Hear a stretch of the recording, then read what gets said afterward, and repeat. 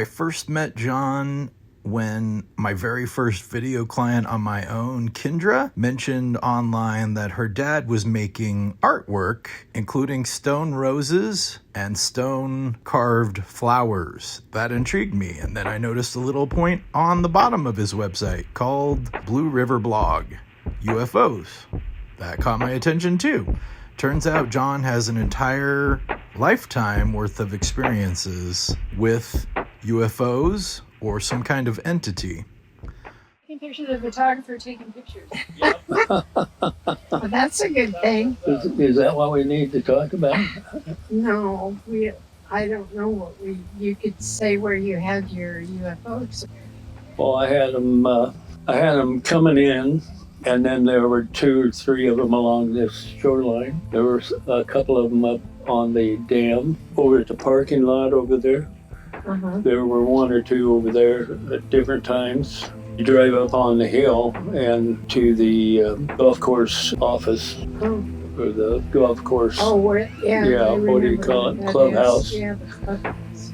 And then you tee off to the east. And we hit craft on our manifestations, actually, on every single hole. Wow. Normally at the tee and on the fairway, and we were playing with, there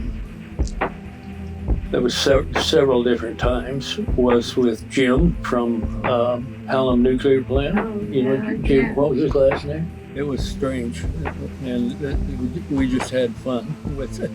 And then neither one of them wanted to report it to the golf pro at the clubhouse because they wouldn't believe it, because the craft would appear, do whatever, interact with us, and then disappear. Pro came out. Are we in the way?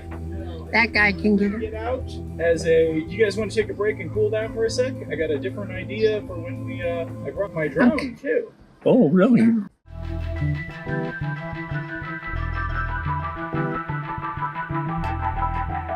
I just like the way John does things and getting word out to the public. I'm not going to go into trying to preempt his story, but believe me, this is one of the most important stories, I think, that UFO abductees, contactees, experiencers, or whatever you want to call them, has got to say. Please give a warm welcome to John Foster.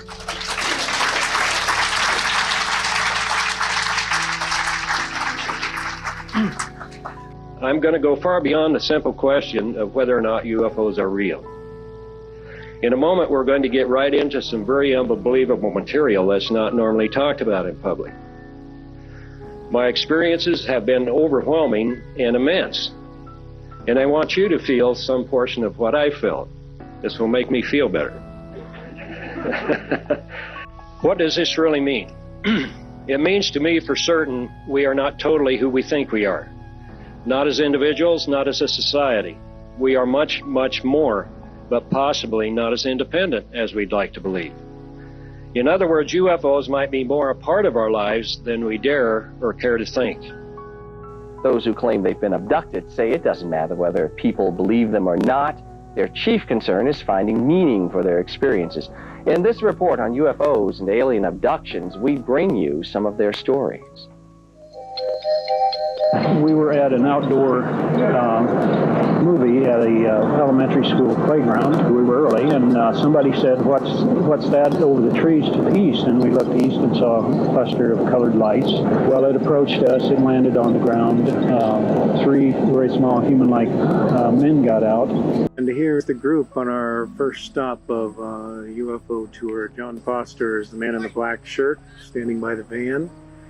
We're at our first location, Unity Church of Omaha, 3424 North 90th Street, home of the project and what John was told as the technology center for an educational project. I want to get started right here. Born October 1937, John Foster, who is now aged 86, in his own words, I will now quote, "A retired research and development electrical and mechanical engineer with experience in the nuclear, aerospace, fluidic, civil, and commercial fields. A home builder, general contractor, artist, lecturer, and author, he writes, "Up until 1986, at age 48, I could recall some strange things that had occurred to me from my very early childhood, but I really couldn't understand them. Then in late 1986 through early 1987, in a very short time, I recalled in extreme detail an enormous number of so-called UFO encounters that had occurred throughout my entire life." This really hurts people like me because of our credibility. In other words, it's not recognized officially, the personal experiences. So we sort of feel like outcasts. And but there are very credible stories, and there are multiple witnesses to a lot of encounters. And if you read Eric Julian's Science of Extraterrestrial, it explains a new quantum leap discovery in physics that explains that time and space are flexible and that there are different times and spaces. And his theory is that the distorted atmosphere is evidence of that different time-space continuum. Have you ever seen strange lights in the sky and didn't know what they were, or felt like you were being observed by someone or something? In tonight's Nebraska Matter, Shannon Powell visits a Lincoln group that's all too familiar with such close encounters. I'd kind of like to hear from everybody here how the last 30 days has been. At first, it sounds like any other support group. I see that John has a lot of anger still. We talk of anger, fear, and misunderstanding. See, coincidental things that happen between us. I mean, it's unbelievable. John Foster has been a support group member since the beginning, back in 1988. He says he's had more than 3,000 close encounters during his lifetime. I had several UFO experiences here, and one very lengthy, complex experience that involved 30 to 50 people. John's talking about the Bethany encounter. It happened in 1950. A playground stood where the Cotner Senior Center now is. 13-year-old John was here for an outdoor movie. Some people were commenting about lights that were over the trees over here to the east, and so we looked east and we saw this cluster of colored lights moving slowly and randomly back and forth. It landed across Holdry Street, and 3 small human-looking men got out and walked on the ground. John says he felt a powerful urge to go to the craft and was then levitated on board. That's where John believes 2 aliens examined him. I felt myself swooping down out of the saucer back to this location here. John says the spacecraft reappeared a couple of times. The last I saw of it, we were heading for the playground, and I looked back and I saw it floating down Holdridge Street, just over the trees, bobbing up and down and zigzagging right and left, just as we saw it in the beginning. Then the UFO was gone. So was John's memory of the incident until 1986. One September 9th that year, he remembered the sighting. I felt as if I'd been raped. It was just like a physical rape, and I would burst out in tears. I would weep for 10, 15 minutes. John says his last alien abduction occurred in the fall of 1986. My experiences, because I've remembered so much, can contribute a great deal towards understanding. He's written a book and drawn pictures based on his countless encounters. John's wife, Ann, is by his side for support. Ann was a UFO skeptic until 1992, when she had a sighting. All I could say was that it was an answer to my prayer. Ann's now a regular at support group meetings. It's just really important that I participate and be able to be on some level of what John's world is. Those of us who are being abducted will want to know why. Something that makes us all the more unique as human beings. If you analyze the experiences overall, they're very positive. Shannon Powell, 1011 News. 6 of us were taken aboard, and it was announced that a needle would be placed in our lower abdomens and that we would go through a physical examination before they took us, and they took us one at a time.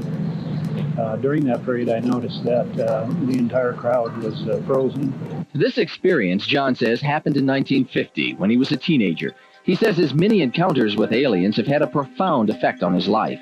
These illustrations were drawn by John. He has many sketches of encounters throughout his life. They help him tell his story and help him deal with the events. He said when he attended conventions, he would take his drawings with him to help corroborate and maybe give somebody else a reality check, an affirmation that what they were experiencing was also true. And if you've seen the pictures, they're reptilians and alligator-type beings. He said it freaked him out. But there was a Native American woman who came up to him one time and he was showing her his pictures, his drawings. And she told him something that was incredibly helpful and informative. She said, and I'll quote his words for what she said, "We have been seeing those all the time throughout history." And what she said is they showed up for spiritual ceremonies. When a young man was welcomed into adulthood, that's when these, and they're a small lizard-like being, that's when they would show up. So she was very familiar with them. It didn't frighten her, but it also helped validate John, because it let him know there are other people who are aware of this. This isn't just fiction. It wasn't his imagination. Somebody else could identify.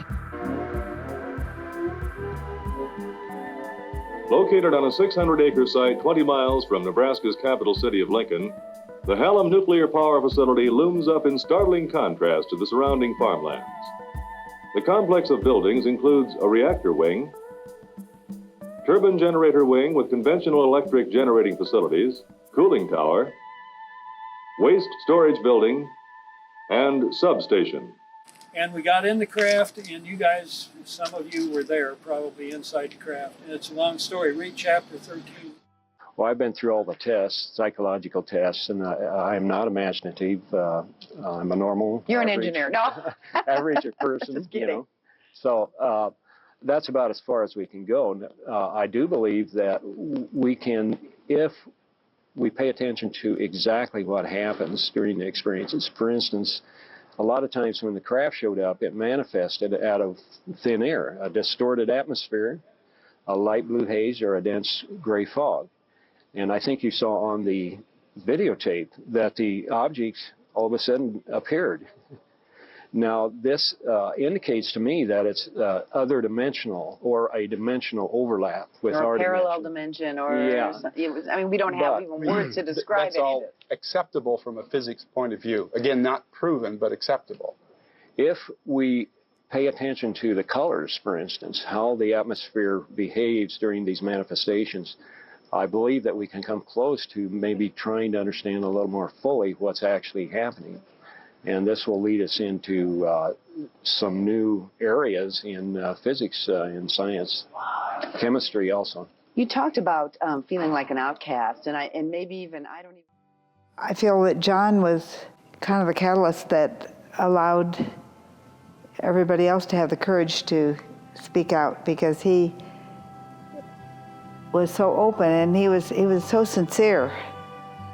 You know, John was always just so, you know, he'd listen and wouldn't judge, and I think maybe that's what I took from it. You know, if anybody, no matter what they say, you know, it's their reality, and you know, be nice and caring. I guess that's the main thing from John.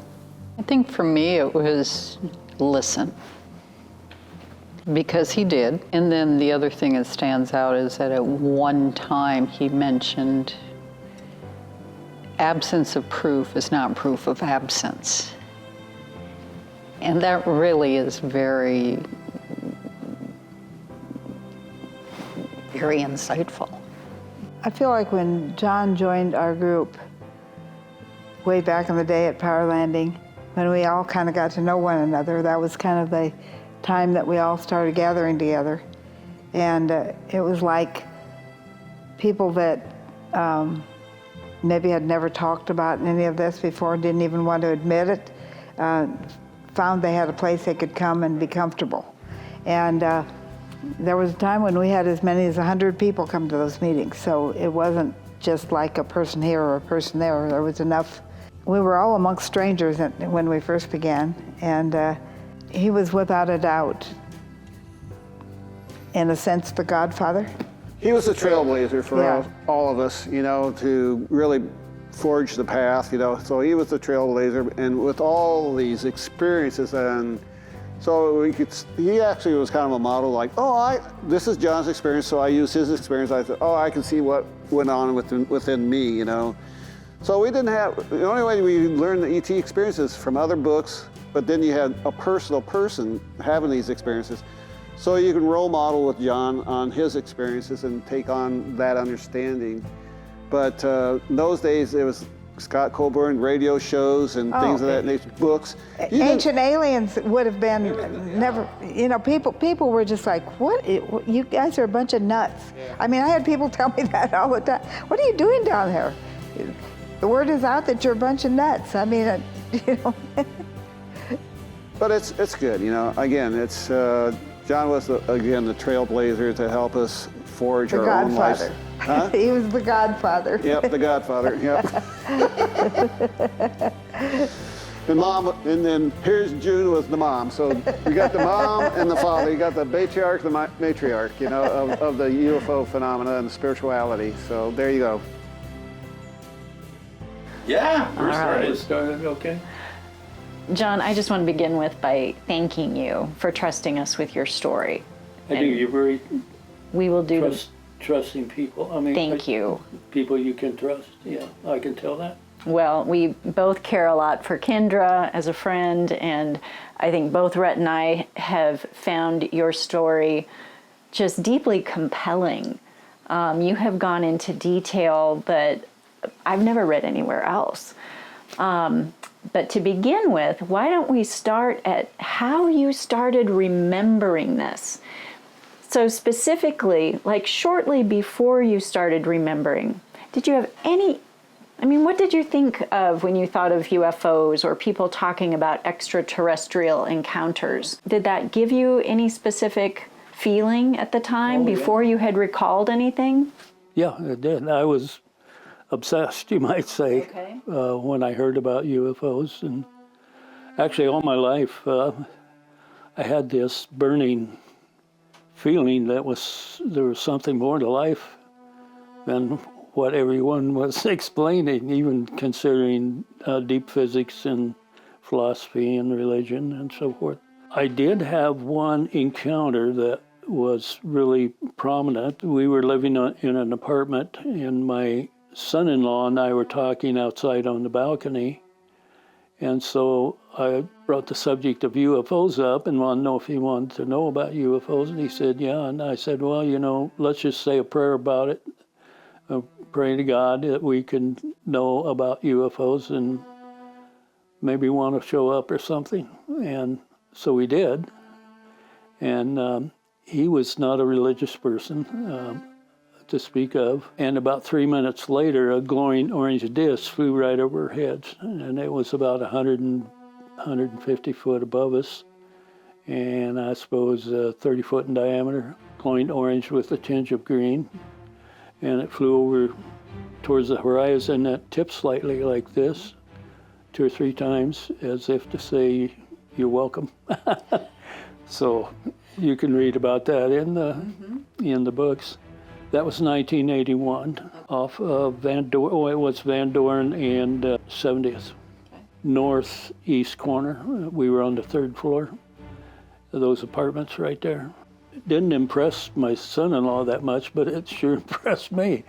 And anyway, so I started digging in and researching, and I got to a point in 1984 that I was at my wit's end, and I knew something was going on. So I prayed to God, the Father of Christ, creator of the universe, that I needed to know what it was. I needed to know now, and I'm not going on further unless I know. Well, it was, so all of this is boiling inside of me subconsciously. 1986, and we were living here with my dad. We would move in every once in a while between jobs and enterprises. And I was outside right down here on the patio, and I looked up and I saw the city lights reflecting off of clouds, and it was in March of late February, early March of 1986, and something just got to me that there was something special about that, and I tried to remember. Nothing came out, so I went in and went to bed, and Annie was in the bathroom, and I remembered some people remembered their encounters when they were hypnotized. And so I thought, well, now I'll just try to remember if there's something that happened in the past really, really hard. I'll really concentrate. And I probably said a prayer or something. Immediately, picture flashed in my mind's eye. I saw a UFO flying over me. So you were not dreaming, you were... No, I was absolutely awake, and I hollered at Annie, and I said, hey, Annie, I did see another UFO after all. And she says, oh, you did? Yeah, huh? And I thought, well, you know, it would be a super deal if we could establish UFOs are real, because being a research and development engineer, I thought it would blow us up into a new paradigm of reality. This simple animation will show you how they manifested from the haze and fog, hopefully. And it'll take a couple of seconds to boot up here. This will give you an idea how it happened in real time. I'll let it run a couple of times.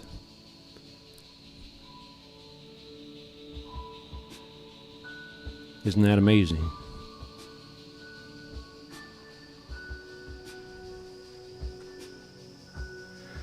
Okay. And sometimes it seemed as if they manifested out of thin air in volumes of a colored electric corona. All of this most often occurred very close to us, within feet of us, many, many times. They disappeared in the same fashion.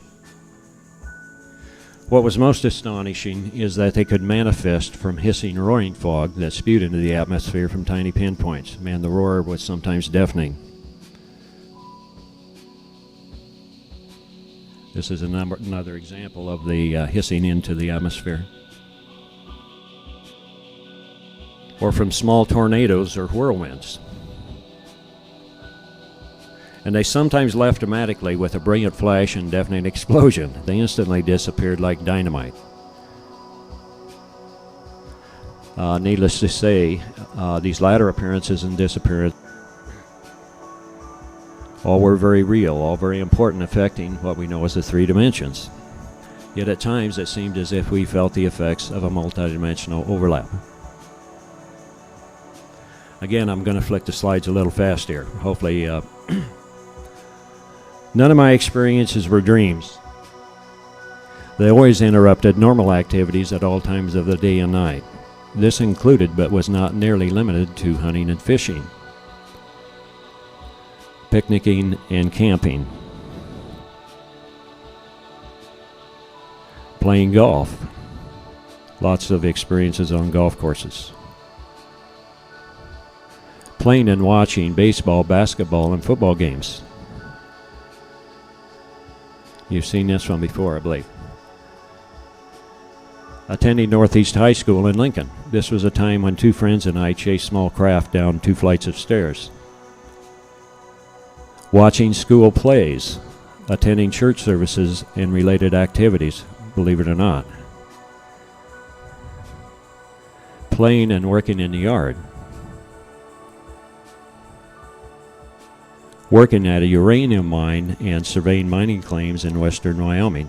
Working for Nebraska's Interstate Highway Design Department.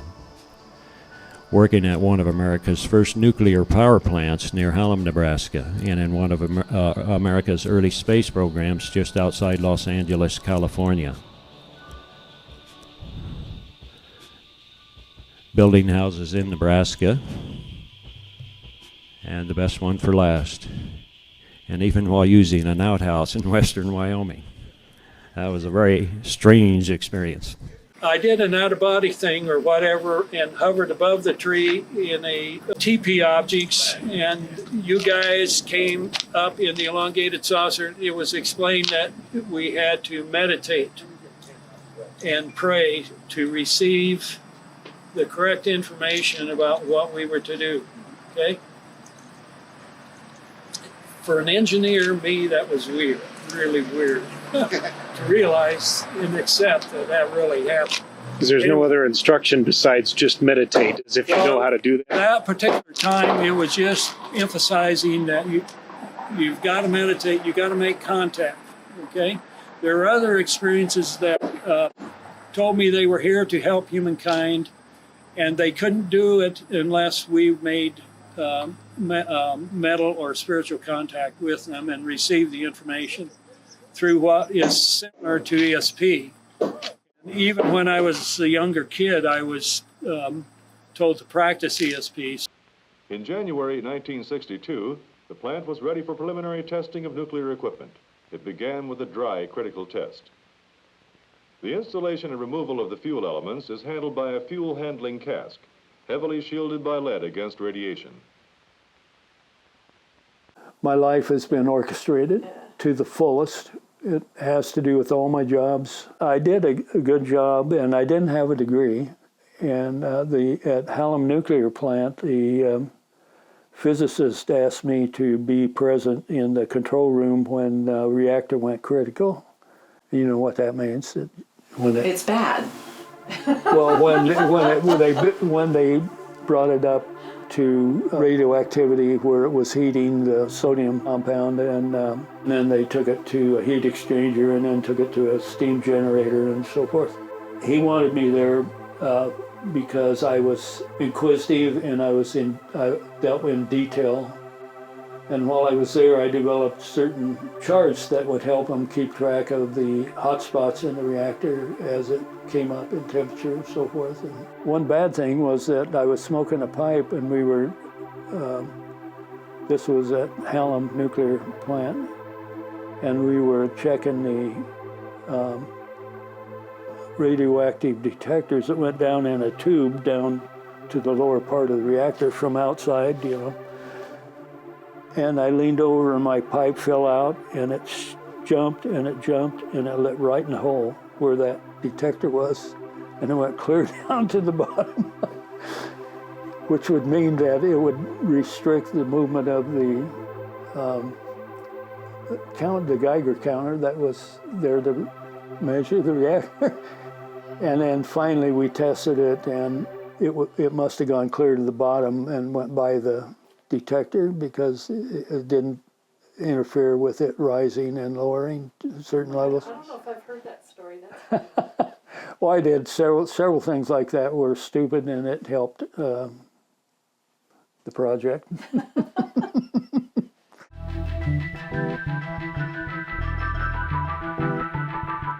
John Foster, a 57-year-old semi-retired engineer from Lincoln, Nebraska.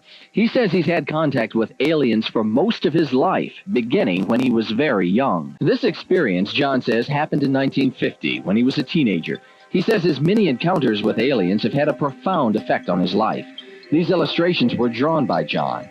And I thought, well, you know, it would be a super deal if we could establish UFOs are real, because being a research and development engineer, I thought it would blow us up into a new paradigm of reality. But they program you or hypnotize you some way so that you don't remember. I was absolutely intrigued with what was going on, and you can imagine how it upset my life. So the question was, how have you helped others who have had similar experiences? When they've come to you at conferences, how have you been able to help them with what they might feel is frightening and confusing? Strange, they would hear about my encounters, and I would always have my drawings with me, and the drawings just freak people out. I was sitting by a Native American woman, so I was showing her some of my drawings, and she picked out the booth and the little lizard-like being. And she said that those were showing up on the reservations, which would have been early 1990s. She said, we have seen those all the time throughout history.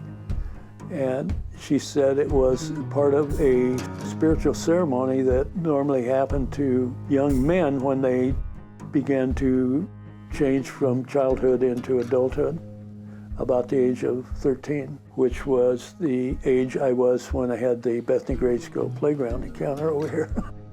There were 30 to 50 people present on Bethany Grade School playground that night for a city movie. The city sponsored movies on elementary school playgrounds. Nobody could afford a movies in 1950. 1986, I went through more memory of that encounter, and I concentrated to find out what the details were, because I was a research and development engineer, and I thought I had remembered most of it by August of '86. But towards the end of that recollection period, I began to recall other things. And you were writing these things down, and that's Yes. when you started drawing as Yes. well? Yeah, Drawing those books, the black books up there. So let me pose the question to you. You've drawn 13 different types of flying craft that you've seen. Can you talk a little bit about the different types and what those different types, do they have specific roles? They were my guardians. They would show up at football games. Sometimes they stopped the action. There would be a haze or fog that would consume the football field, for instance. And normally the craft that showed up most often were the windowed saucer, which had at least 8 windows around. It's a flat roof with the 2 cones, one inverted over the other. That was often used to introduce an encounter. The saucer would fly in, and then there would be a booth developed that looked like the cabin of a stagecoach. At that same time, or a little later, there would be a flight of 4 or 5 dish-shaped craft that would show up, and they had 2 headlights on the front, and they irradiated some kind of radiation. You could see it. It was like a blue illumination. It would sometimes illuminate everything blue around us, and it would just hover there. The voice sometimes would talk from the discs. Then there was a coffin-shaped object. It would manifest, or we'd be walking through the woods, and there it was, sitting on the ground. And there would be a distorted atmosphere around it. And the voice would be talking and whatever he talked about. And we would walk over sometimes and touch it. And sometimes our hands would go through it, and we would feel a mild electric shock. Other times we'd hit it, and it would be solid. Okay, it's interesting that the coffin-shaped object has been painted in oil paintings in some paintings that were created during the Middle Ages. Also is very similar to one of ancient Egypt's celestial boats that they used to ride into the underworld. Okay, well now the booth, we would sit on the benches, we would grab hold of it, we could feel it, it held our weight. The booth was similar to a stagecoach. Okay, goes back into history. Okay, the bell-shaped object would show up, and there were several things, mysterious things that would happen and so forth. Very similar to the United States space capsule. It also was shown in the movie Encounters of the Third Kind. There was a tent-like object that we were asked to get in sometimes and go through an excruciating conditioning session. What they said was to develop us into better human beings. So I would go in, and they would tell me to turn around and face the door, kneel down, and I would start feeling excruciating forces on my body and my mind. Soon there would be a light that came up and hovered right in front of my forehead, about right here. And the forces would begin to get much stronger and intense, and I would yell out that I couldn't stand it anymore. And the voice would tell me to hold on, that it won't last much longer. Or then the light would fade away or move outside again, and the forces would fade away, and I would get up and get out and so forth. Very few of those I found myself floating above the ground. And there was the elliptical shaped object. It didn't always have French pane windows, but that was an object that normally included an education of certain types. The elongated saucer was like the windowed saucer, only it was most often had the 8 to 12 human individuals on board when we first took off into the future. The upside down tub was an object that explained had a front and a back section. People who were not qualified had to ride in the back, and people who were qualified could ride in the front. Okay? And they first put me in the back, and the voice finally told us that we had passed the test, that we were qualified. All we had to do is consider ourselves good enough to be qualified. Well, the teepee, that normally included historic ancient symbols, and they explained the meaning of the symbols to me sometime, but it also included information on the Native Americans. And then there's the big, large object that has the rounded body and the fuselage out front, and that was used for educational purposes. And I later got just a brief information about taking humans from one place to another, which would be one dimension to another, or from one galaxy to another, or wherever those places are, that we can't completely define now in physics and through logic and that sort of thing. The bizarre phenomena others and I witnessed during the encounters are even described nearly perfectly in the Bible, from Genesis through Revelations. Your UFO experiences, if you've had them, my experiences, legendary in history, all seem to suggest UFOs always have influenced and are at least partly responsible for a human culture. Well, they told us who they were, what they were doing. They didn't mess up. I had a friend with me who was a fundamental Christian, and he got angry because he thought it was all satanic, okay?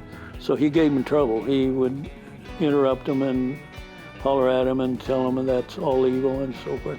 At one point, the voice was speaking, and there was a craft there. Sometimes it was close enough I could touch it. He said they were the monitors or keepers of the earth, responsible to a hierarchy that included the archangels Michael and Gabriel. They were brotherhoods, or a brotherhood, and brotherhoods, working for Michael and Gabriel. It's equally important to determine what actually happens during UFO encounters and how it happens. If we can understand more deeply, we can live in more natural and fulfilling ways. We might even be able to live without harming and killing each other. Wouldn't that be nice? Look at that little gal that's casting out there, knows what she's doing. She The one that's walking, she's a good caster. She must have fished before. It's been hard to be the spouse, and that, I guess that's probably with everybody, man or woman or the significant other. It makes it difficult, and it's hard to communicate about it. And I'm not a part of it, really. But we've done a lot of stuff that pertain to UFOs. Went to a lot of meetings, conferences, talks.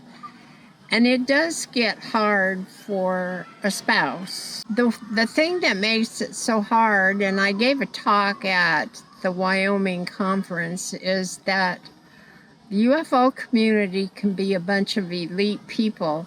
They want people to know about it, but they don't want to share it. If you haven't had an experience, they don't want to share it. But camping was one of the things that we got to do, be out in nature, and we got to go to a lot of places, and we were out at night a lot, and John was always looking. And looking for what? UFOs, of course, anything. Since I believe John's story totally, and I'm a Christian, and I have my ideas of the Bible, I see how the two of them overlap and one supports the other. I definitely think that. I believed it so much, and I felt bad about the hurt he was going through. So supporting him was not difficult. It was the UFO community itself. That was the hardest for me. But it never was too hard for me to support John. But I still get tired of it. I don't really want to talk about it all the time, because that's what John talks about all the time. And I think people gotta live a life no matter what happens. Yeah, there was only one man that was interested in the spouse's aspect of what went on. Bob T.G.'s on my website. So I think as a child it would be very difficult for child to understand a parent that was totally consumed. But like I said, if you're a Christian and you really know the UFO stuff, then it goes together very easily as far as I'm concerned. I don't know what other people think, but. Okay, so I'm recording for Zoo. Is that how you pronounce your last name? Ziwi. Ziwi. I've never heard of that loud. Ziwi, yeah. Zewe if you're German. Marlene, how do you Marlene, yeah, just Marlene. Okay. I'm Nancy, and I'll leave the last name off. Just Nancy, okay. I'm June. A tiny small craft had landed on the lower part of the north side of our property. A person that I knew real well said, let's go look inside. But we went inside and they said, I was supposed to lay on this table. And I thought, this is strange. And so all of a sudden, that person was standing there and it became a gray. It just morphed into a gray. But it had been my friend. And I was laying face down and they put something in my shoulder. And for the longest time, I had this weird sensation in that shoulder, but I haven't had it now in years. And after my husband retired, I didn't have any more experiences either. And where did I meet John? John came down to the power landing, which was one of my buildings that we had, one of the community center buildings, at our meetings. And I can't even remember how those meetings got started. I just know that there were a group of us that had had experiences, and I think we had gone out to, was Paul living out by Meade, I think? Yeah. Meade, Nebraska. And that group from there kind of gravitated then, and people from all over the city would come to the meetings at the Power Landing building. Well, that was the funny part. It was just started out as a metaphysical group. And we were all chit-chatting, talking, yeah, Keys of Enoch, or whatever, anything. We just talk. It was all metaphysical. We just chit-chat, talk. And then over time, we started going, I swear 90% of the people that would come were abductees. Yes. I mean, A lot of my work now is shifted to the space, astronomy, the intersection of art and science. I had lived in Northwest Illinois for 3 years, had what turned out to be a screen memory, missing time, and he was the one who suggested that perhaps that's what happened. He suggested that I talk with Jack Kasher, and I had Jack Kasher as an instructor when I went to UNO. Between the two of them, there was acceptance over the story.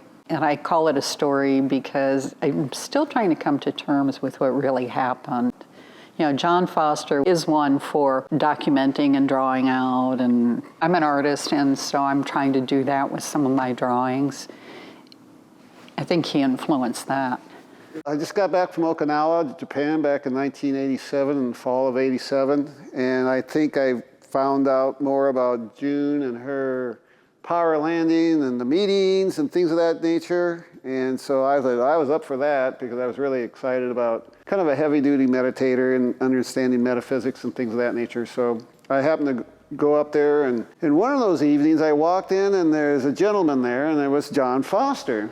And he just kind of dropped his jaw, and he just kind of I saw you on the craft. I'm like, what an introduction. I met him in 91, I believe it was, 92. I had some experiences and went to the MUFON director and Kasher and discussed them with him for a while, a couple times. And then he put me in touch with John. So I went to a local MUFON meeting, and John was there, and he was just, it was super nice just to listen to somebody or have somebody listen to you and not worry about being judged, being crazy or whatever, and his voice is really calming, in a stressful situation. John's a person you want to talk to. It's not who we are on our exterior, it's who we are in our heart. That's the message that it'll show how this great experiment has come together and We're not done yet, but we'll get there. You or John had said that, you know, this whole school thing would come about at a time when there was massive amounts of people coming from the South and were coming. That was a long time ago when you said that, but now that time has occurred. Well, that was the Central American War going on, and that's when the kids came. And there's no war going on down there now. That's when the kids came. The Central American Wars were awful. I've had UFO experiences, I think, probably since I remember going out when I was little.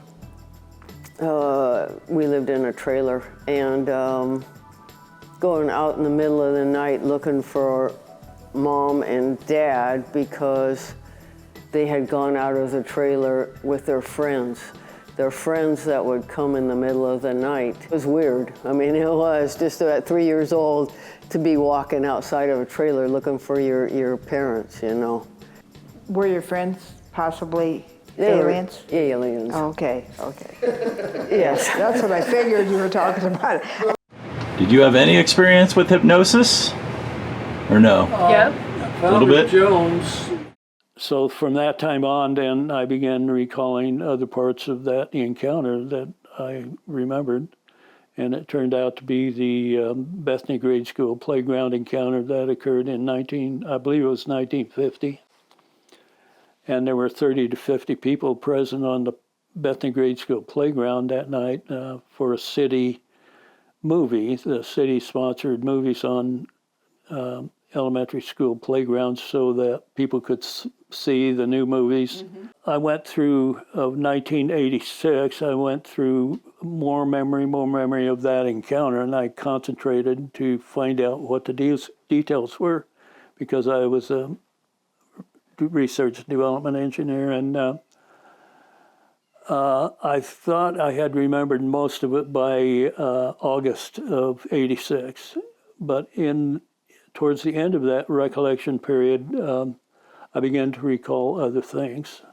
And you were writing these things down, and that's Yes. when you started drawing as well, drawing the those craft? Books, the black books up there, and then the two main books are inside in my office. Annie and I took a trip to the Tetons. We camped at Lake Maloney, south of North Platte, Nebraska. And we had an encounter there, and I got extremely angry.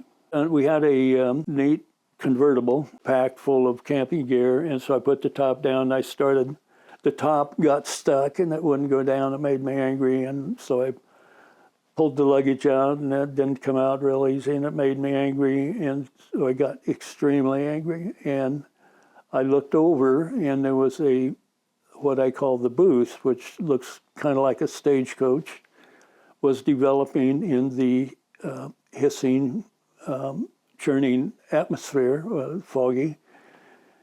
And that I saw it, and it made me more angry. Were your kids with you, or was it just you and No, just me and Annie. And this was 1986, so I would have been 48. Okay. So eventually I got the camping gear out. I put up the small tent, and Annie crawled in, and she was pretty silent because I was angry. And I was standing there smoking a cigarette, and this little dish-shaped craft came floating through the trees in distorted atmosphere. And the voice was talking about eternal knowledge and wisdom, Indians and buffalo, okay? Which didn't make sense to me. And finally, it hovered above me, just south of me, up about halfway up the tree. And the voice started talking to me and asking me why I was so angry. And I told him it was because It's okay, John. most people don't get this deep. He asked me why I was so angry, and I told him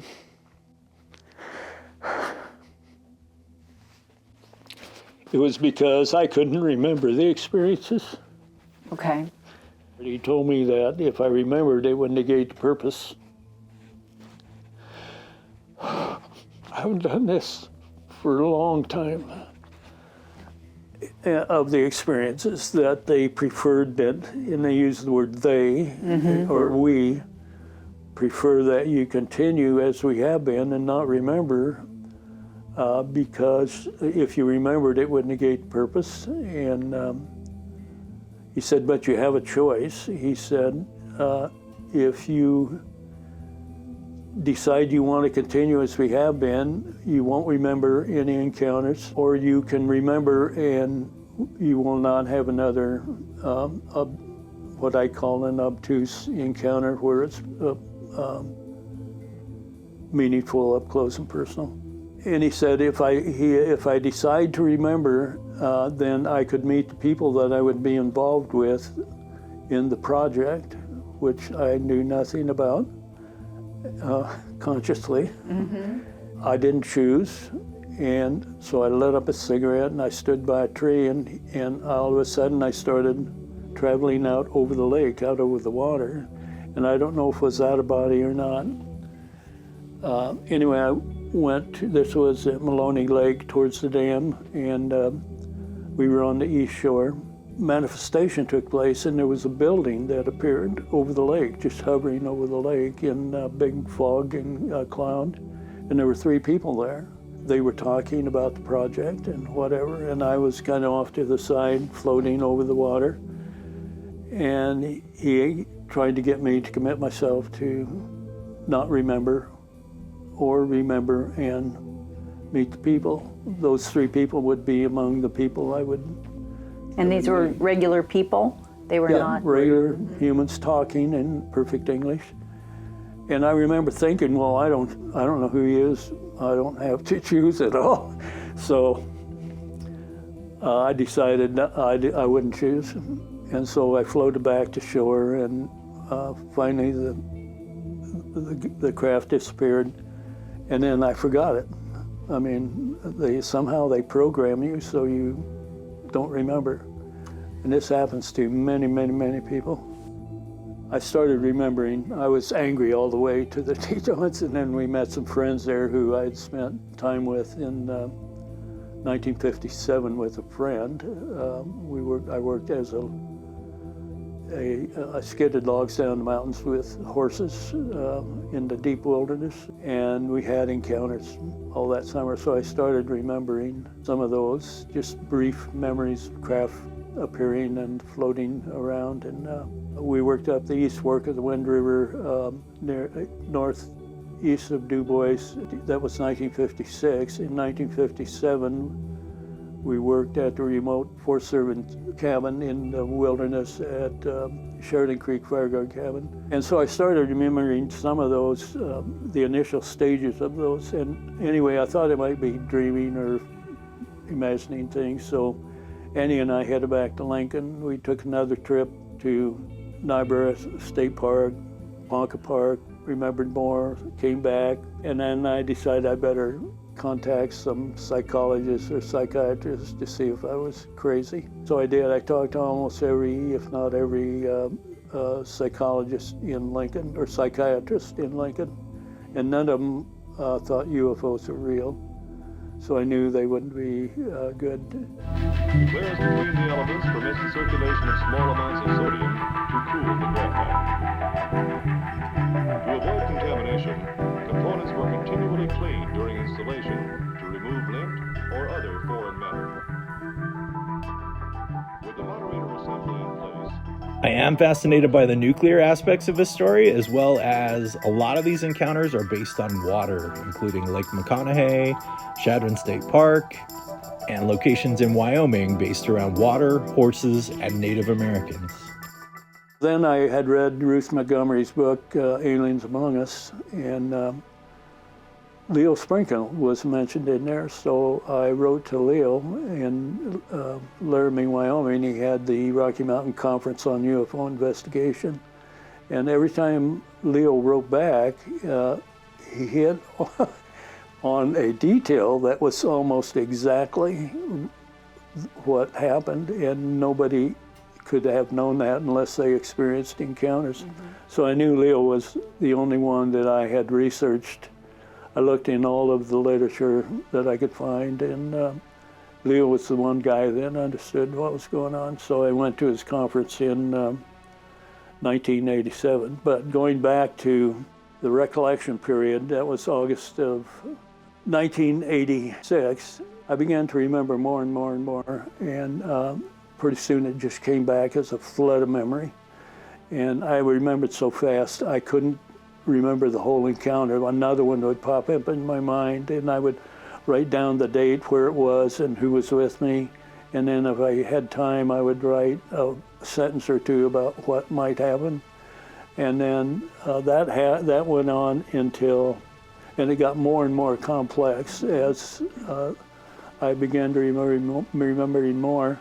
John, as you were remembering these encounters and the encounters that involved other people, did you contact these other people? Yes, the fall of 1986, I knew that some encounters would be hard to remember because they were just subtle. A craft would manifest not too far away from us, like a few yards, and then it would disappear, and then it was something, those were the memories. So I decided I would pick out the most obvious encounter that somebody had to remember, because there was a sequence and it was so obvious. So I remembered an encounter. It took part in Shadron Park in Nebraska. And remember, my dad was in charge of state parks, recreation areas, and fisheries and so forth.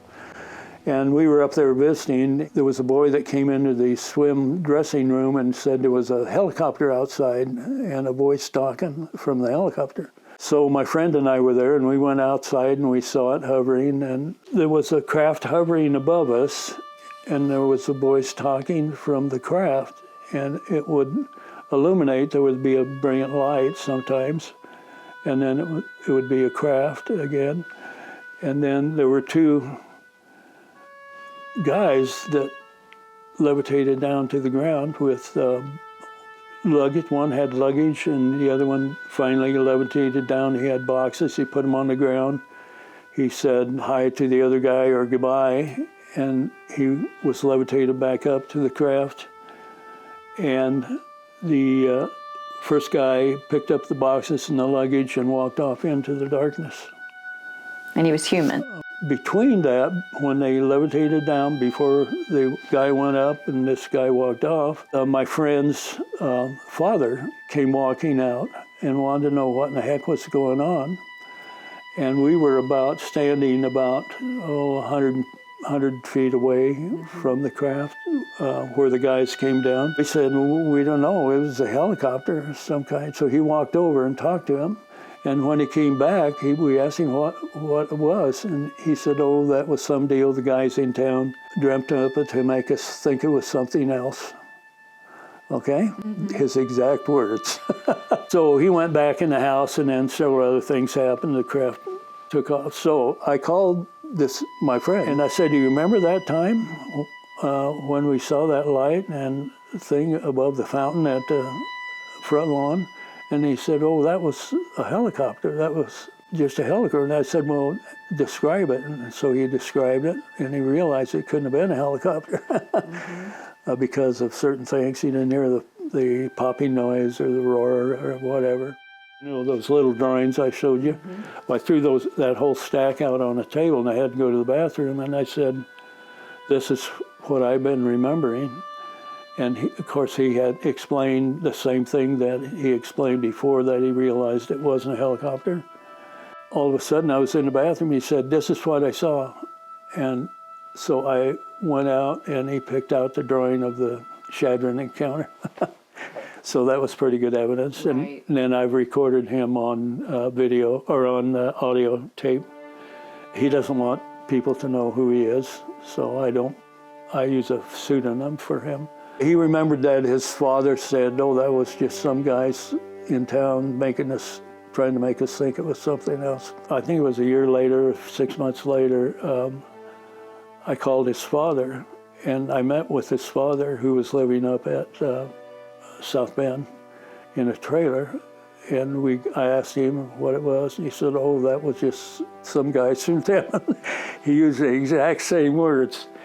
And so I knew it was a real thing, but he didn't want to get into anything else. He wouldn't actually stop me and wouldn't let me talk about it.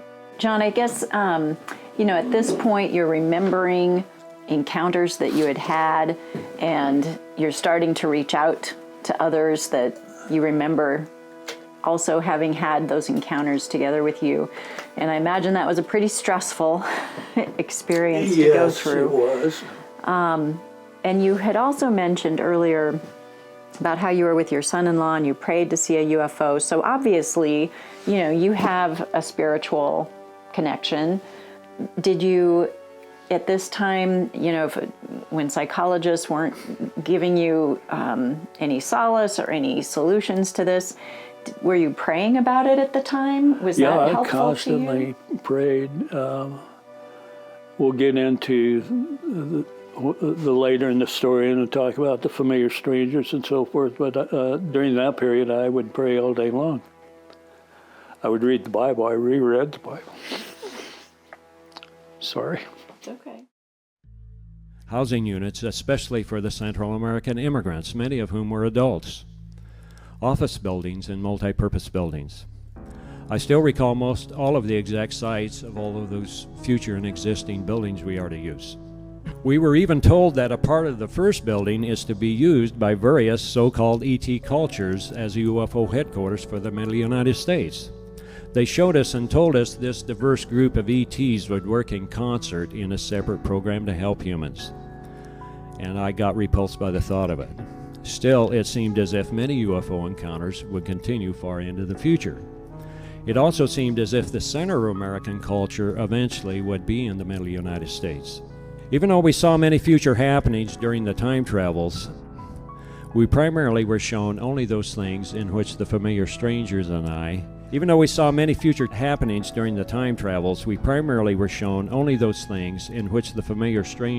would be involved. Most of my assignments will be very earthly. They're basically related to the design and construction of buildings. Well, there is, of course, much more that we don't have time to cover today, and I could probably talk to you for a year, taking time out for eats and sleep, and still not give you all of the details related to these experiences. Well, after I had recalled my enormous number of experiences in the spring of 1987, I got astonished even more, if you can imagine that, because I not so coincidentally met these same familiar strangers in eastern Nebraska, some 30 plus years after the major time travels. This was an extremely bizarre confirmation of my many memories. I was shocked when I first met them.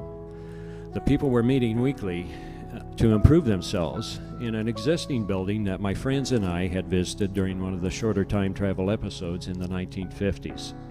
I recognized nearly everyone in the room when I first met them, and I recognized the building and the unique features of the building, but I couldn't yet place them.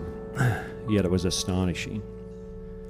In 1988 and 1989, a couple of years after my flood of recollections, I nearly died from health problems. My health problems were caused, at least in part, by fear, anxiety, anger, and frustration, because all of it was so astonishing. In 1987 and years after, the familiar strangers and I got together almost weekly. We exchanged some information. Even though all cannot say for certain we remembered the same time travel experiences, we discovered we had experienced at least some different types of encounters. Some of us are still amazed we had been shown and told some of the exact same things during our respective experiences, in some cases down to the minute scientific or technical details. There was no mistake. It's amazing that some of these individuals were already doing what I was shown they would do during the time travels. Since that time, we have done some other things I was shown we would do during the time travels. The familiar strangers and I also have had more than coincidental things occur between us. Some of these coincidences were awesome. 3 of us separately located a site for the first building, for instance, and we located a site within 500 yards of each other. It was amazing. Without a doubt, the many facets of our collective experiences and these astonishing coincidences suggest that some mysterious someone is orchestrating our lives, at least to some degree. We all somewhat represent a cross-section of American culture, and this all has greatly affected my beliefs and feelings. I know other contactees and abductees across the country have had similar experience. Even though other contactees don't recall their experiences being as extensive as mine, I strongly suspect some of them were. Therefore, I can only conclude that those who orchestrate the experiences and the experiences themselves all lie at the very foundation of our human culture. Okay, I'm short of time here, so the most important part of my talk is what does it really mean, and I'm just going to summarize that very quickly. And if you are interested in more of that question, I have it on the books. Again, I'm selling them at my cost, so I guess you're going to have to go there to find out the conclusions here.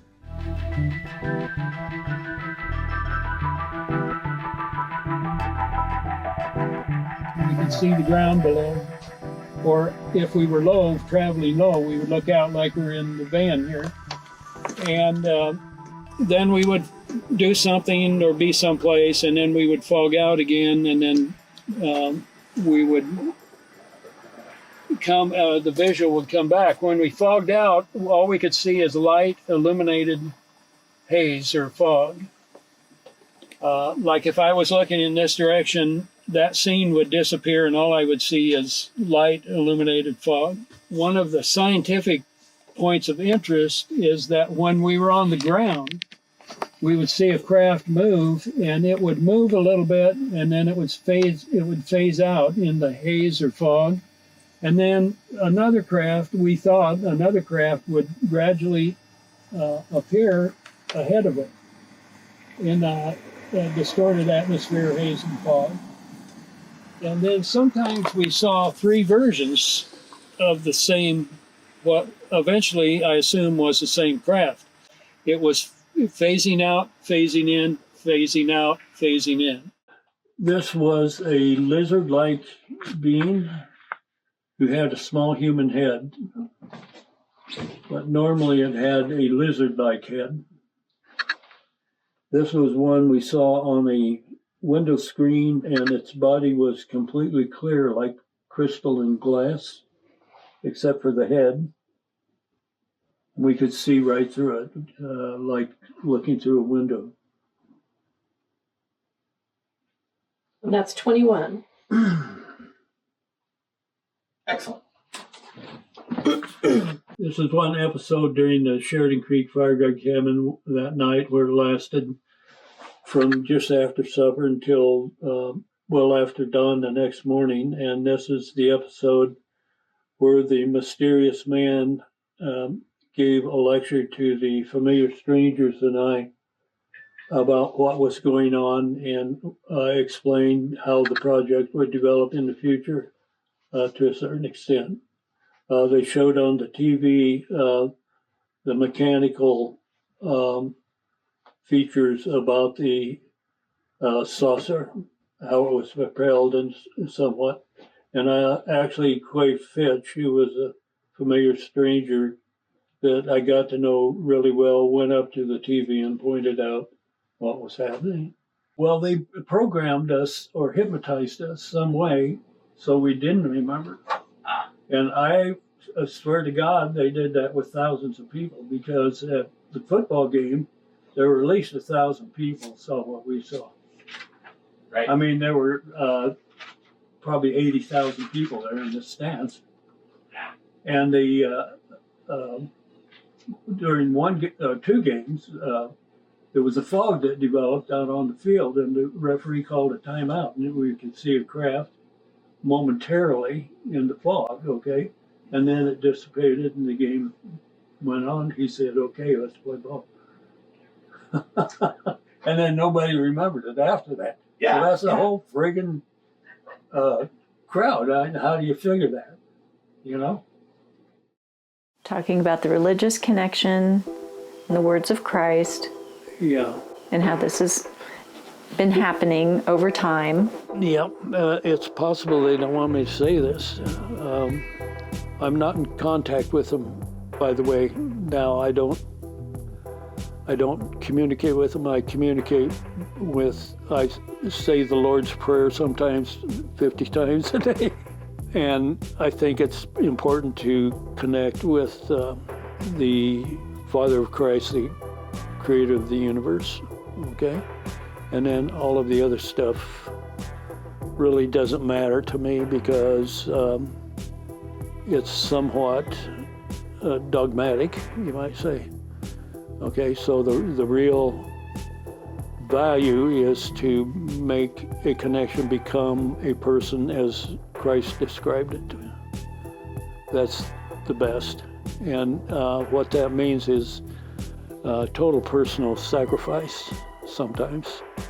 Doesn't mean you always have to do that, but you have to live your ordinary life in three-dimensional reality and time-space, live through time. You also have a connection to eternity constantly.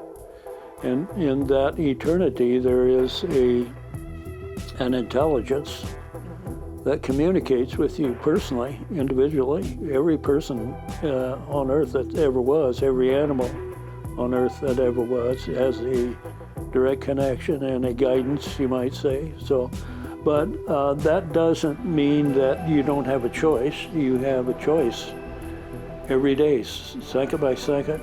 You have to choose. That's the way we're made. What would you say to someone who would say that frightens them and they feel that is anti-Christ, to have an understanding or feel that you have experiences that they haven't had and they don't want to have?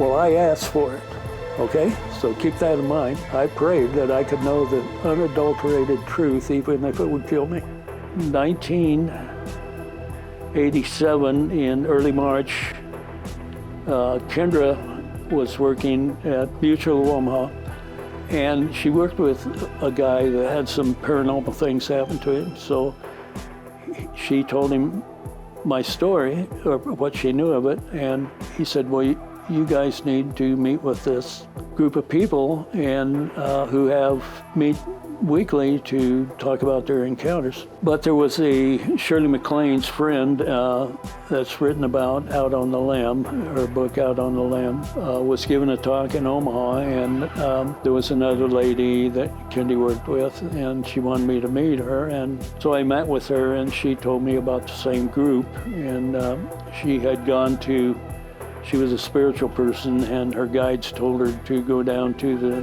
Yucatan Peninsula. While she was there, they told her to pick up these particular rocks that were by her feet and give them to a person that they didn't describe. So I met with her, and we had coffee at a restaurant, and she said, "You're the guy," and so she gave me the rocks. When we first showed up, I started recognizing people.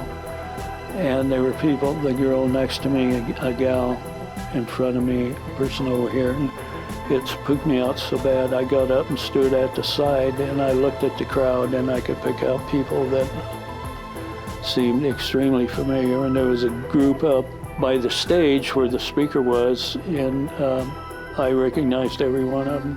We went home, and then we went to the next meeting. But we pulled up to the building, and it just freaked me out. I recognized the building and so forth. We walked inside, nobody was there, and all of a sudden I knew where to go and so forth. I walked in and I recognized every single one of them, and they happened to be the people that were sitting, started exchanging information, and they recognized me, I recognized them, and we realized we had been on the crafts at the same time, and the same things happened to all of us and so forth. Are these people, John, mostly from Nebraska, from the local area? Mostly, specifically the Nebraska project was involved at least 8 to 12 individuals. I later, during that time, started recalling encounters where I went on time travels.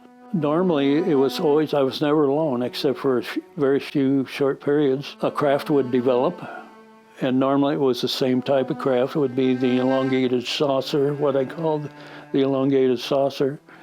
And the friend with me or relative get on the craft, and there would be the same 8 to 12 human individuals on board.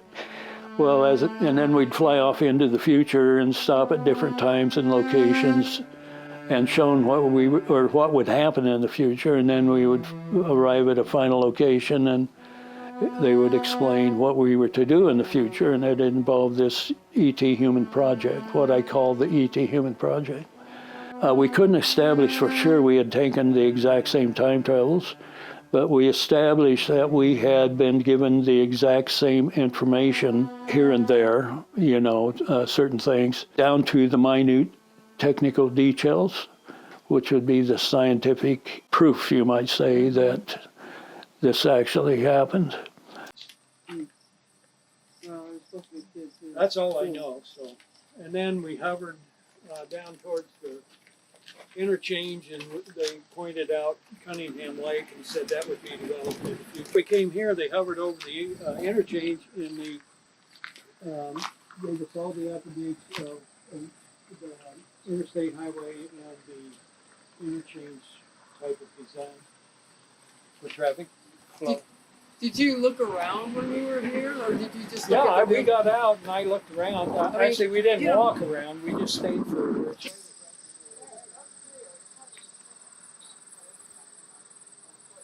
Active in 1957. Landing experience here.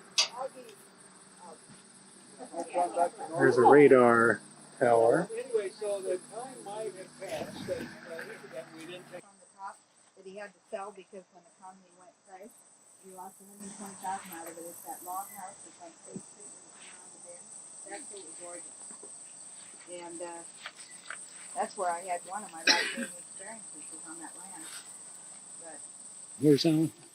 That's the south end has one of the symbols on it. Also, right here, I was standing like right here, and the voice was talking to me, kind of behind it to my left. And there's a lot of other things that happened during that encounter. This is kind of like that building south, and then the hill that comes out, and we're down in the building down here in the north end. Mm-hmm. what building is that? You were talking about standing on top of that hill up here. I'm thinking that you're talking that might be the school might be right down in here. It faces east, and there was a student that went in, and it was explained that students would learn how to utilize pyramids for enhanced learning. Did it say how to do that then? Meditation in a pyramid. Meditation in a pyramid, and that somehow they would enhance their abilities? Yeah, they could make direct contact with whoever they're dealing with, and they would give them information about whatever they need to know.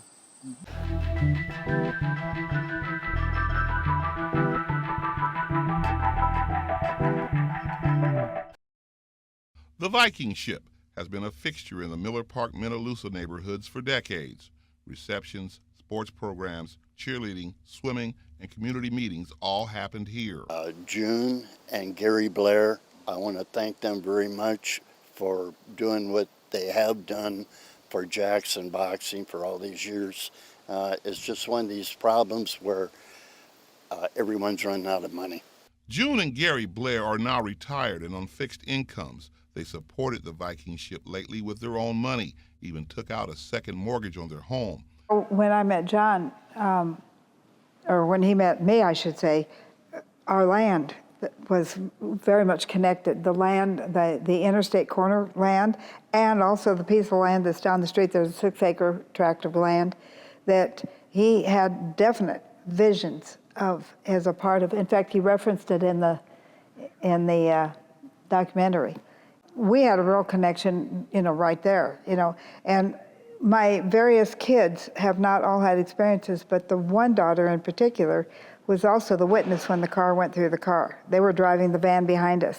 I looked up and I saw that car bearing down on me. We were in New Mexico on a bowl trip, and we were running late. The bus had gone ahead with the football players and the cheerleaders. We were going to a bowl game for the youth that was connected to our community center. That same daughter is the one that that was so verbal about seeing the one over the clothesline at our house.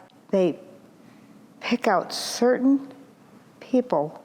She seemed to be singled out, so she doesn't ever question it because there's more than one of us. There's a light, and it seems to be it's some kind of a craft or some kind of an airplane or something, and it's flying, and it's some kind of an object, and he would never say, oh, wow, or, you Or know. UFO? He would never say that? He never said that, never. He would just end it with that. See, look at it's putting on a show. Yeah, it's interesting, isn't it? There were just enough of us that, you know, it wasn't, if it was our imagination, we all had the imagination together. Well, I found again, it was June and John Foster and Zolma and Paula, which were the kind of the four that were very, very much involved with the ETs, and there was a connection between these four, if not even Augie Noss. Augie kind of came in later, and he had a lot of experiences and things of that nature, more so too. And then I became more aware of my experiences over time, you know, and Christy Peterson came into the group too. Again, she went through Dr. Kasher, came in, was invited into the group, and then later on she told me, says, Fred, you weren't the next one over on the gurney. You were over there, and she said, I looked over and there's this guy with red hair, and then she says, that was you, Fred. And so there's John and there's Christy that's kind of moved forward a little bit more so than what we have, so on that front. But this was really kind of fascinating. But the four of you really seem to, Zuma and Paula, John and you, seem like you had all these visions coming down. You kind of correlated everything together. Is that correct? Yes, with Zolma, she and Barb, that one time when we went out to the Zegafus farm, that's when that craft followed us. It literally was following us when the people then all came running out just as we pulled in saying, we're supposed to come outside, there's supposed to be, and that's when it put on that big show, and Soma was in the other car. And Soma had come from El Salvador, kind of tying everything in, but it was like, why did they pick this particular group out? And now one has passed away, two of them are living down in Arizona, and Augie is, I think, I think he might be in Arizona. I'm I not think sure he is too. I think he is too. Gary has passed. You know, so I mean, it's like a distant story. So it's been well over 30 years. Yeah. Since we've been looking back at it. It's been 35. Yeah. 30 plus years. Absolutely. Well, it does seem interesting how some people are brought together without realizing it. For instance, I can't recall when you and I started talking about it, but we met through the arts. Yeah. And when I first met Christy Peterson, she had adventure in art in Benson. Oh, yeah. And I knew nothing about her experiences. Oh, really? Yeah. It just seems fascinating to me that people are drawn together without realizing it. I don't know if that's by design or just a certain empathy or an openness to listening. John, you had mentioned there's different types of craft, different types of beings. Do you think they're all part of the same extraterrestrial race, for lack of a better term, or are there different entities involved? What I hear and read about or see on television indicates that there might be other entities involved. My encounters are very strongly connected to science, religion, and history of the United States as it stands right now, and all throughout the ages, really. I don't know if mine is the core group for the Earth or not, or if it's the core group for all of infinity and eternity. It's a big concept. Yeah, if what I have remembered is true, and I haven't messed it up in any way, it was what I ran into is described almost perfectly in the Bible from Genesis to Revelations. Considering the fact that we know now more about science religion and history than they did back then. Also, we don't know some things that they knew back then, and we look at reality through a different paradigm. Yeah, I think if we go into detail, if you could have enough time to go into detail, you could prove beyond doubt that the voice that talked to us was God of the Bible. The entities we ran into, one especially was the Archangel Michael. They talked about Gabriel a few times. And also there are brotherhoods, which are related to ancient brotherhoods, most all of the ancient brotherhoods, and more modern brotherhoods, especially the Masonic order. And I did become a Mason in early 1980s, or it was the late 1970s possibly, when my father was master of the lodge, the local lodge here. And a lot of this matches the Masonic stuff, okay? It also involves the American Indian, Indian spirituality, plus the spirituality of almost all natives of the entire world, okay? So there is a basic intelligence that has multiple facets that are described almost perfectly in the Bible. There would be a voice that showed up speaking from a craft normally, or it could speak from midair, or from a cloud, or from inside our heads. And the voice would explain a lot of things, but basically he was stuck on one spiel, which was almost a formal spiel about eternal knowledge and wisdom and something to do with the Indians and buffalo. Okay, now you can go on. The Sheridan Creek Fire Guard Cabin encounter took place in 1957, which is chapter 9 in the book, Imminent Discovery, Volume 2. And I go into detail about what happened that night, and that will tell you pretty much in detail who they are and what they're doing, what they're up to.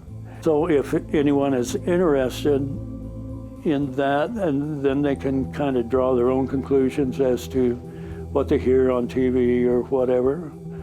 I know for a fact that what they're saying on TV now was they started saying that in the 1950s, almost the exact same thing. So you know they're trying to cover up something, or they absolutely don't understand and they're dumbfounded. But I have a hunch that they have been led to interact with certain what we would call ET species or entities, which are not completely physical. Part of the whole story is that they lead, this type of thing leads humankind into progress, to develop culturally, scientifically, in all areas, including the human sciences. In the religions change. There's all kinds of Christian religions, so you might say, and history, to understand history in a more complete, complex, detailed form. Anyway, it's mind-blowing. All of it is, and it's almost blown my mind, although I've been able to stay sane. And you can tell it gets to me from some time. And you guys are really understand more than any other my interviews, except possibly for Wendy on my website. What they meant is we have a fight or flight automatic program that kicks into gear when we are threatened, when we feel physically afraid that some way we are going to be harmed. It's automatic. It's automatic. And so to get around that when we're connected with these beings is a piece of the puzzle and why we might have been programmed to forget. Because as John says, he felt like they were his guardians because they helped him several times. I feel that too. I feel like I have been helped in certain situations and also given information that might help me understand why forgetting or being made to forget is important and a piece of the puzzle that we're going to have to overcome, evolve beyond. That's a work in progress. We're beginning to acknowledge a greater presence among us. More people are sharing their UFO stories, their UFO encounters, their contact encounters. We're seeing documentation that has been withheld for decades from various governments around the world saying these things have happened. These are the people who report the stories. And of course, there are always detractors saying this is impossible. Of course it is. We've been told it's impossible. But there's a whole lot of impossible that's been happening for a long time. If you look at where our world is technologically now, starting with planes, impossible. We can't fly. We're flying. And we're going beyond that into space. So there are a lot of impossibles happening now. It would appear that we're part of that. And maybe nothing is impossible when you set your mind to solving the problem and creating something new with your expanded awareness. If you are ready to remember, you will. It's just a matter of knowing. Some people are experiencing this. It isn't fiction. It isn't fantasy. Links are in the description for the show. John Foster's documentary, The Preview, is available on YouTube. I'm looking forward to seeing the finished product. And I hope you will connect with John, his information, and find out more. Read the books. Links are also posted on his website. They hypnotize you some way so that you don't remember. The craft took off, and I remember seeing stars going by the windows. That's the last I remember until I remember coming back and waking up from what seemed to be a deep sleep inside the craft. John Foster. Stay open, stay curious. Thanks for listening.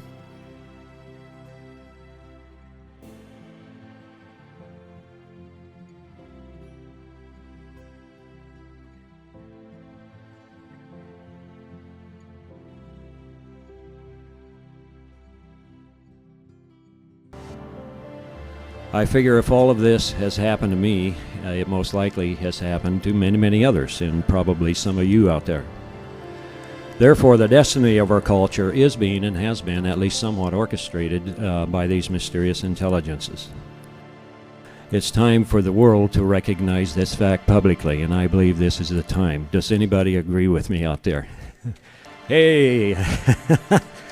Okay, I'm glad I'm in good company.